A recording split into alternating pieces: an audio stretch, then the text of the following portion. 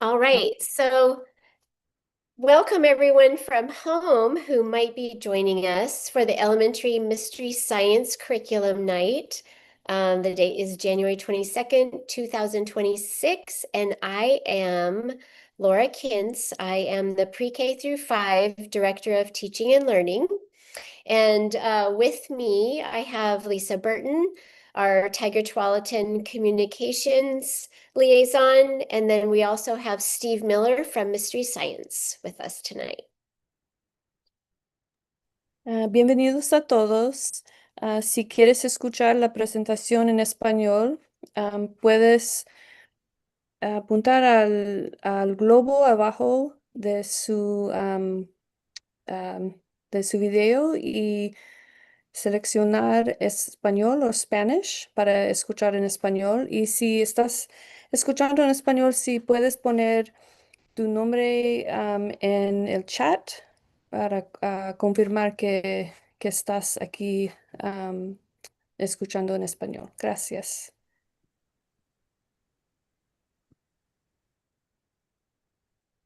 Next slide, please.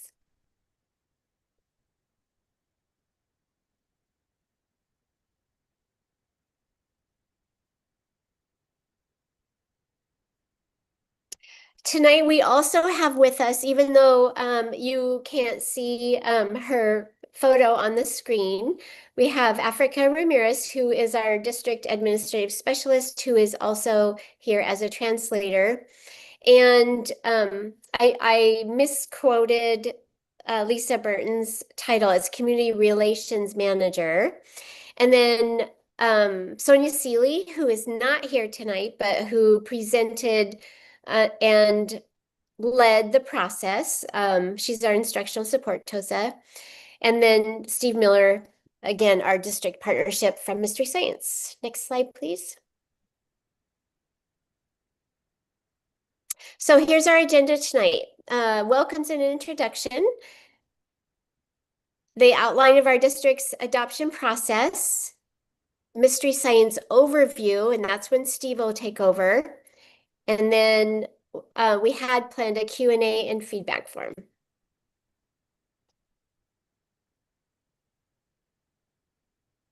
So the K-5 science adoption process follows our TTSD board policy for curriculum and materials adoptions, and we'll walk through that very quickly so you know what those processes are.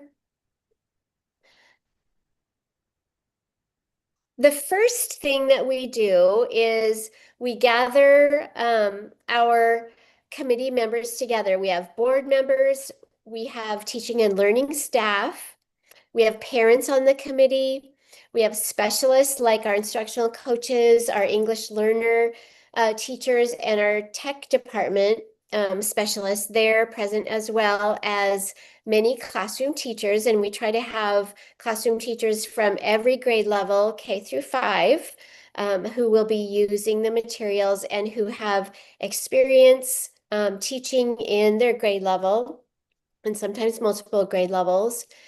And they all help make the decision on which materials we recommend to the Board of Education for adoption and purchase. So here is the curriculum adoption process basically in one slide. So we start with, do we need to go through a materials adoption?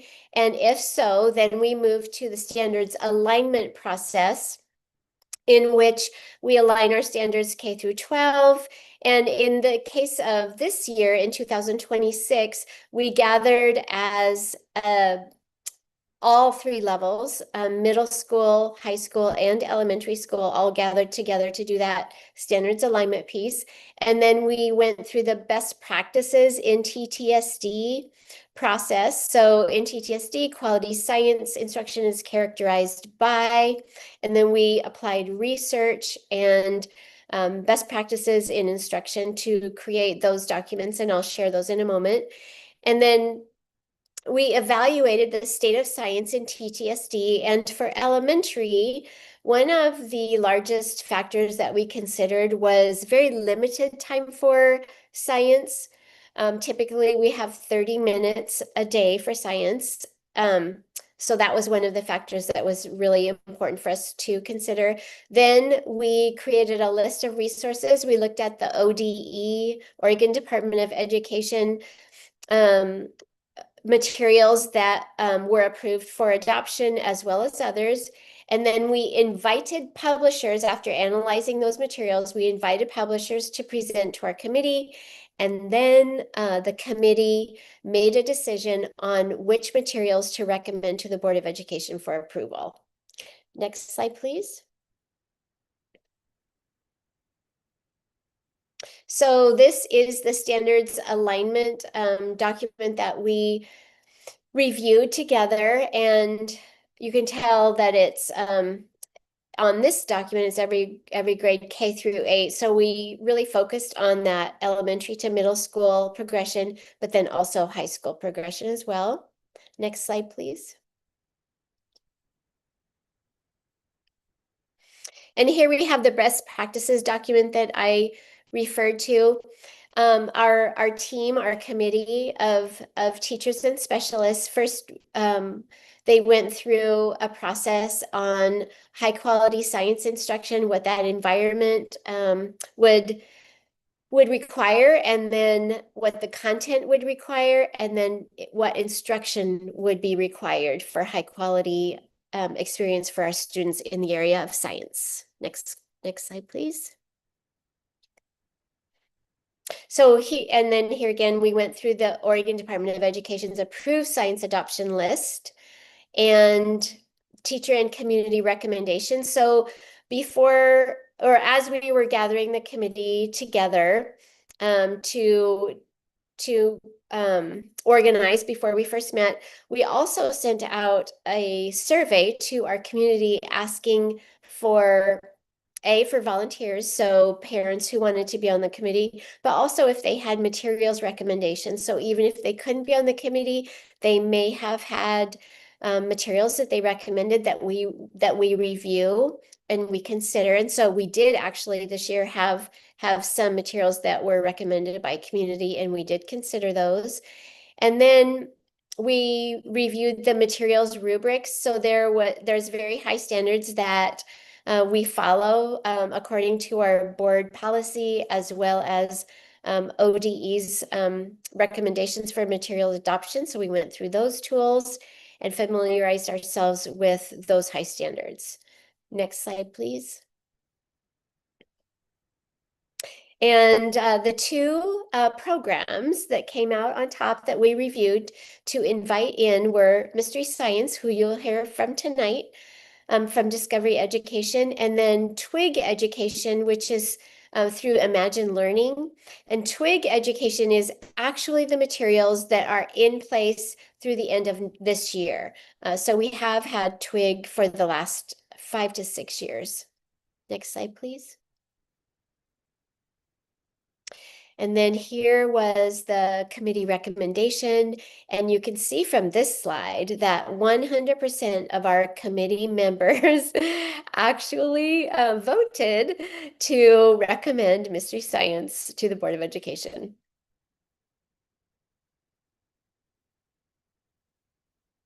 And now I will turn over this presentation to Steve Miller, who is our Mystery Science partner. And let's stop share there. Just give me the share screen. I appreciate everybody taking the time on this Thursday evening. And we're going to talk about Mystery Science. Science is one of my favorite subjects, so it is apropos that I am here. My name is Steve Miller. As introduced, I'm the District Partnership Manager for Mystery Science. And we're going to talk about Mystery Science. We're going to walk through the entire curriculum, and then I'll save some time at the end for questions. However, should you have a question that you're just burning to type in the chat, feel free to do so, and I'll do my best to answer it in real time. But first, just want to get a quick background about Mystery Science and why we created it. And it's really to solve for two problems. address two things: student curiosity and teacher ease of use. And with student curiosity, kids are the most curious, up until age 10, that grade K through 5.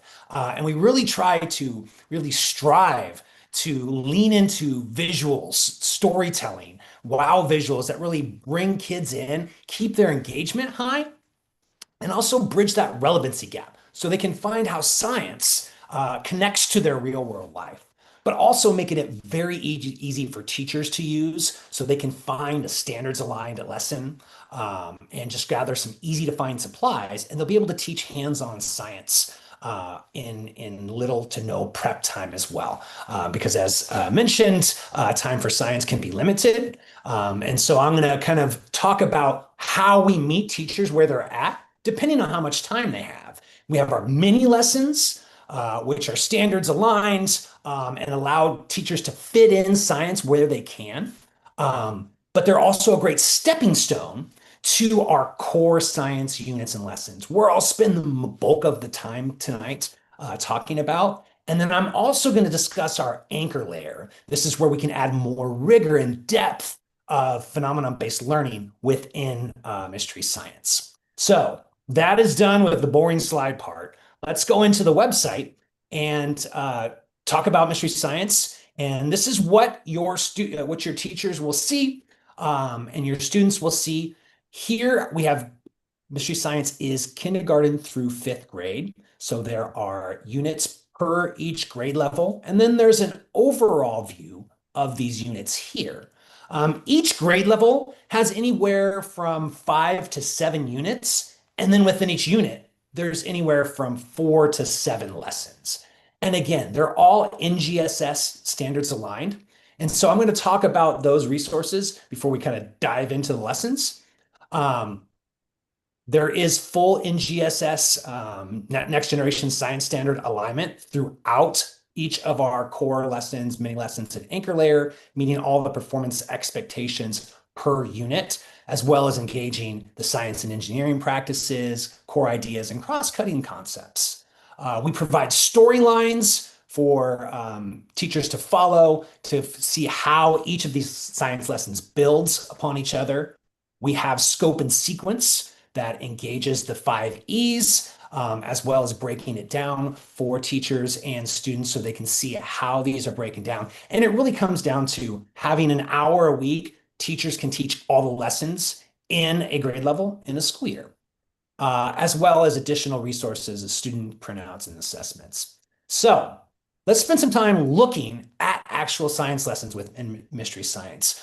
My first exposure to Mystery Science was during the pandemic. I became a teacher for my elementary age daughter, and I became most familiar with our mini lessons. These are 5 to 15-minute lessons that are standards aligned, and they explore a real-world phenomenon, starting with a question that a student would ask via a FaceTime call. And then we'll resolve and explore that phenomenon fully. And it really gives teachers the way of flexibility to fit in science in smaller chunks of time, while also being able to tie in other subject areas, whether they're doing a social studies lesson or maybe they have a writing lesson on natural disasters. They can look up by topic, maybe a science lesson about earthquakes or wildfires. Here on the West Coast, things we are familiar with. But what's great about these mini lessons, in addition to being able to pull from a library of 200 topical and seasonal mini lessons with additional extension hands-on activities that are differentiated by grade level. Here you can see it's grades 3 through 5 and K through 2. They are a great stepping stone to our core lessons and units, which we're going to explore now. As I mentioned before, each grade level has anywhere, as you can see across the top of the page here, 4 to 6 different units. And then within each unit, there is anywhere from 4 to 7 lessons. Today, I chose this 4th grade human machine unit and explores the human body, vision, and the brain. Each of these lessons can stand alone. Teachers will explore and resolve that phenomenon in about that 1 hour time period per lesson. But as a unit overview, you'll see the standards that are addressed within each lesson here, as well as additional unit resources, including assessments, the standards alignment guide and pacing guides that I mentioned, and overall unit prep. I'm going to jump into some of the assessments and extensions, but I wanted to really take some time and walk you through what your students and teachers what a lesson looks like in the classroom. And what we really, as I mentioned in the top four, lean into is that storytelling and those wow visuals to really draw kids in.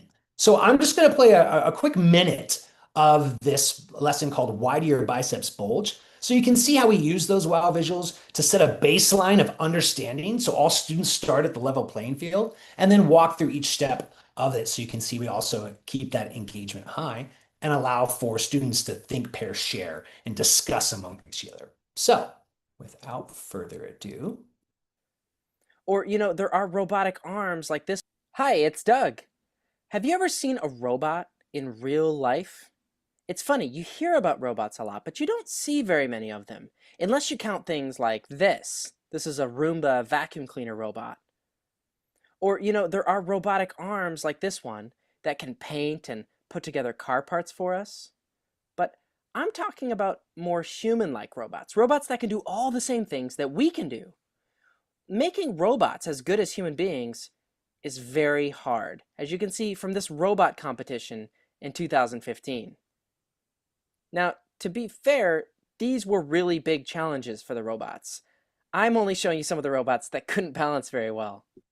And so what kid doesn't like a robot fail video, right? But what this really starts to do is set up this understanding that, yeah, kids may see robots and cartoons and movies, and they understand it's this system of body parts that work together, that are constructed together to move around kind of in a human-like fashion. But they may not make that connection that just like a robot, the human body is like a machine. And all the things that we do require this system of parts to work together, whether it be stretching, walking as we learn to grow, running up mountains, climbing stairs, riding a bike, or even doing gymnastics like Simone Biles. And so just like a robot needs fuel, they use batteries. Well, we make that connection that, hey, our fuel is food. And robots have a computer, right? We have a computer too. It's our brain. And so this initial exploration, part one, culminates in this kind of review of this, exploring this robot hand, this mechanical robot hand, where these pulleys are actually pulling the fingers here. And so each of these exploration videos is broken down into having our science specialist, like it's almost having a science specialist in the classroom, leading that initial exploration, and then stopping here for these natural discussion questions for teachers to engage their students, to start asking questions and getting that time to think, pair, share. First question here is, what do you think is going on in your hands while you're moving fingers? Any ideas? And this is where your students can really get involved with answering their questions. For the sake of time, I'm not going to play each section, but I will kind of fast forward through so you can see each section starts to build upon each previous section. So we're going to talk about the bones as the structure and the stability of the body. Because without bones, we'd just be a sack of muscles, right? And making that connection that, yeah, you know what? It is kind of like our support system, kind of like a skyscraper has beams and as the solid support foundation. That's what our skeleton is. And so we start to incorporate vocabulary terms such as joints, where our bones connect, as you see here, and then come to another discussion question. In this next slide, we'll start to explore how the muscles and tendons connect to the body that allow our different body parts to move, whether it's our legs, our arms, and actually taking a time here to dissect a piece of chicken. So it's a really good model to see how that muscle and tendon and bone are connected together. And then again, a natural discussion question. These are ways for teachers to have a formative assessment that students are following along. And then finally, making that connection all together, how it helps us make our biceps bulge. So that's just a quick overview of that exploration video. Each exploration video is probably about 25 minutes, but what we really start to lean into is the hands-on activity. All of our materials lean into phenomenon-based learning within science, and with that, we do hands-on activities. It's not just pressing play and watching a video. Students really get involved with those activities. And so I'm going to play a little bit of this activity so you can see what students are going to be, these models that they're creating. In this section, they're actually going to create a model of a robot finger. So based upon what they've learned about how the joints and bones connect together, they're going to build this model of a robot finger using that string. And Classroom, easy to find supplies around the classroom. That string will act as a tendon to flex their robot finger. And what's great about these hands-on activities is that they really meet kids where they're at in terms of different learning types, multimodal learning. So I'm going to play a few steps of these hands-on activities so you can see what your students would be seeing in the classroom. Get your supplies. When you're done with this step, click the arrow on the right. Go to the next step. Look at the picture of the finger bones on your handout. Try to feel these bones in your own pointer finger. Cut along the dashed lines to cut out the rectangle. And so really to meet kids where they're at, there's always going to be narrated instructions. The instructions will be on the screen, and then there'll be looping videos to allow teachers to support students that may need time, while students that are more independent and can finish work ahead, they just sit back and wait for the thumbs up. I won't play each step of the activity here, but I just wanted to give you a preview on how students engage with those hands-on activities. Teachers have the ability to curate the materials, and they're typically easy to find materials as well, but I'll also show other examples of hands-on activities that don't just use kind of paper and paper clips and different classroom materials, where students really lead the investigations on their own. Again, if there's any questions, feel free to put them in the chat. Each of these lessons has the ability to be shared for homework. There are no student accounts. This is all teacher driven, but should a teacher decide to assign a lesson for homework, extra credit, or maybe for students that need time for processing, they can do so with these student links. As well as I want to highlight one of the more recent additions that we've made is that we are an evergreen curriculum. So we're constantly revising lessons and listening to teacher feedback to provide the resources that they need. And one of the more recent ones is adding vocabulary resources in the forms of photos and GIFs to reinforce those key terms, as well as vocabulary lists. We also have 3D aligned assessments where each question addresses a specific performance expectation, but also really gets students engaged with the science and engineering practices, whether that being engaging in arguments stemming from evidence, analyzing and interpreting data. These are questions that you'll see on 5th grade science testing. So these assessments help prepare students for those as well. In addition to science, we also embed readings into each lesson that are connected to the core science lesson. So each unit will have an embedded science reading lesson that is relevant to the specific lesson at hand, as well as different mini lessons and such. That's kind of a quick overview of our core lessons and units. I also want to make note that all of our Mystery Science materials are also available in Spanish. So we have a collection where about 90% of our mini lessons are translated into Spanish and narrated with a Spanish speaker. I'll just play a clip of that here. Hola, soy Doug. Las flores son conocidas por lo bonitas. In addition to the mini lessons, the core lessons are narrated in Spanish, and these are available with one click here. As well as all of our printed materials are available in one-click Spanish as well. This includes our transcripts, our assessments are available in Spanish, and assessments can also be downloaded and modified in the classroom. So maybe students with, maybe some students need additional support, or maybe for some ELL students, written questions may prove difficult. Teachers can make them multiple choice. So there's a lot of flexibility to support a variety of students. I showed the slides earlier. Those are available in Spanish as well as the vocabulary resources too. And on that note of Spanish, we also support special education students as well, through whether it be through the ability to turn on closed captions within a teacher's account settings. There are the transcripts that I showed that can be printed for students that may have need additional processing time, whether that is English and Spanish. We can change the speed of the videos for students that have need processing support for videos. In addition, as I showed, that multimodal learning in those hands-on activities, we make digital worksheets editable to meet student needs, just as I showed earlier, as well as that ability to share these links with student at home who may need additional time to work on that. So I just wanted to show those ELL and special education resources. So that's a quick overview of our mini lessons and our core lessons. I also wanted to take time to talk about our anchor layer.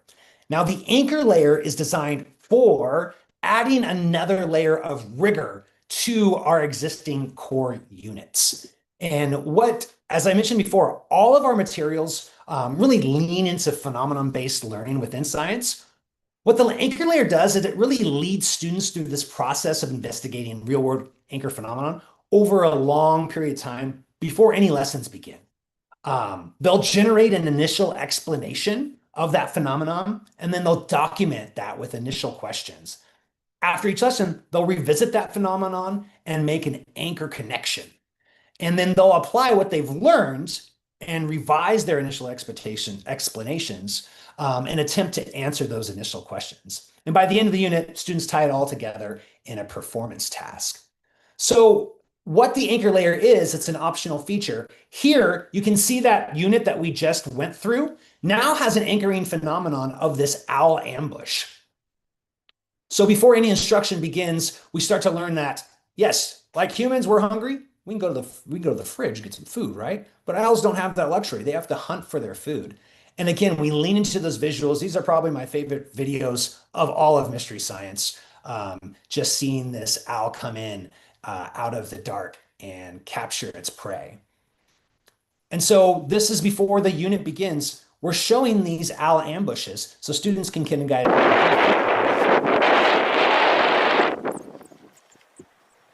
Pretty cool, huh? And so we'll now go into a slow motion video.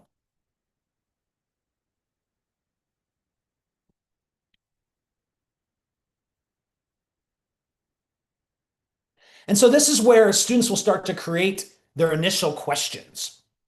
What did they see about the owl and how the owl catches its prey? What body parts do they notice? And they'll grab their See, Think, Wonder chart and start to record what they saw. And then also, what do they think's happened? How does the owl work together to capture its prey? And then what things they're curious about. And then they'll fill out an initial owl system model. All of the anchor layers have this initial system model that they're going to create before any instruction begins based upon their prior knowledge or what they discover with their peers. And so they'll get their system model, they'll label the body parts, the external body parts, the internal body parts, maybe adding captions to explain how those body parts work together. And then they'll break apart into groups and discuss amongst each other, what's one body part that they included in their drawing. And then finally, they'll discuss as a group, and then it'll be ready to begin. If they learned anything new, they may change and revise their worksheet, but then they're ready to go into the unit. So why is the anchor layer useful? For students, as I mentioned, it really exposes them to that process of long-term investigations. And and where they're going to revise their thinking over time in response to learning new things. just like real scientists do. And then it allows teachers to build off those core lessons as well. And so I'm going to go back into the science unit now that we looked at before with why do your biceps bulge? And now they'll see, once they start the anchor layer phenomenon, they'll go back and make an anchor connection. After they've learned how the muscles, bones, and tendons connect, they're going to go back and revise their system model. And they'll do that for every lesson in the unit as they learn about the eyes and make models of the cornea and the human eye, night vision, and how the brain processes and sends signal to the body to help react. And then all of this culminates in a performance task at the end, which is another project that is an extension of the original anchor phenomenon, where students will apply everything they've learned over the course of that unit and apply it in a novel way by creating a new research project on another plant and animal, incorporating writing and starting note-taking, and then starting from scratch, they'll create a new system model and then present it to the class. That is a quick overview of our anchor layer. So we've talked about the 3 different lesson types that teachers have available to them, depending on the amount of time they have. In addition to that, there are supplies available for teachers to have in the classroom. And these are, again, commonly available things around the classroom, as well as additional supplies too. I'm also going to show applications of engineering and mathematics within Mystery Science. One thing that 5th grade science testing really leans into is claim evidence reasoning, being able to support your reasoning with evidence. So you'll see examples of that throughout Mystery Science within our anchor layers and those performance tasks as well as the assessments, being able to have students, such as this question, which of these stars has the habitable zone that's farthest away? Why do you think this? Explain your reasoning. So really incorporating that into each of our lessons. We also have applications of engineering and technology, where students will kind of use their, have the materials and create their own experiments, whether they're using magnets to try to make a magnetic version of a lock, or they'll have some common supplies to shore up this cornmeal mountain as we pour water on it to make it erode. They'll kind of come up with engineering solutions using foil, toothpick, cotton balls to shore up their cornmeal mountain. There are ways to build a light switch that they'll experiment with different ways to have a successful light switch using LED batteries and foil. Trying different materials in this sound waves lesson to see which has more conductivity for sound, as well as building a Rube Goldberg machine. We also incorporate mathematics into Mystery Science as well. That is an overview of Mystery Science. We've explored the resources that are available, the 3D alignment and alignment to the next generation science standards. We've gone through the mini lessons, core lessons, and the resources available there, as well as the anchor layer. Are there any questions? Feel free to put them in the chat. I will show you all my excellent teacher pause, while also possibly turn it over to Laura with any additional instructions. Thank you, Steve. This was a really great presentation, and there's so much information here that I'm just wondering, what are the most frequently asked questions you usually get from parents and community members? That in of itself is a great question.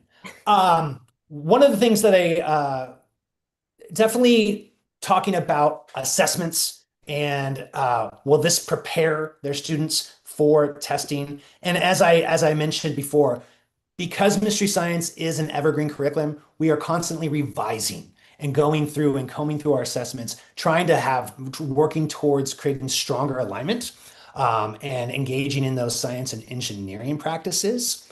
And then again, with those hands-on activities that I showed, that they want to make sure that their students are not just watching videos, that there is a lot of hands-on activities where they're being able to create experiments in the classroom and explore outcomes as well on their own, having that student-led inquiry. Those are the two biggest questions I have, in addition to, are the resources available in Spanish, which I covered that all of our materials are available in Spanish as well. There All is right. one question in the Q&A that says, other than printing from the website, will teachers have access to a hard copy to easily print from? Oh yeah. On our resources page, there is these are these student printout and assessments where everything is available to print out in a hard copy form in a high resolution format. Hopefully that answers the question.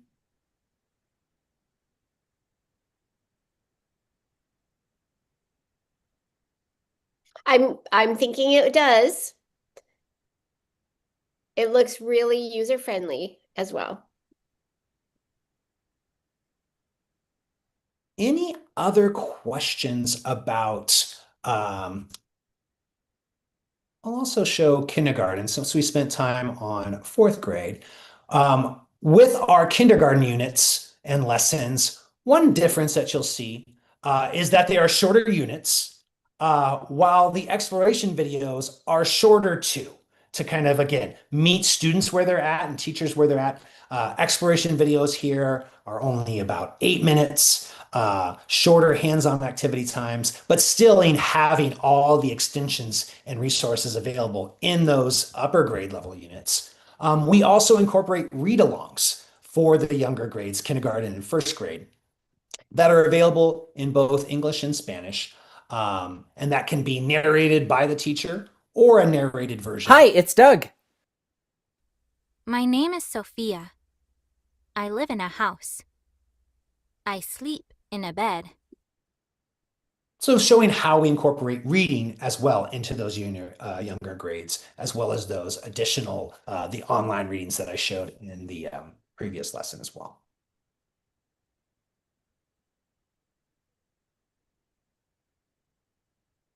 Okay, great.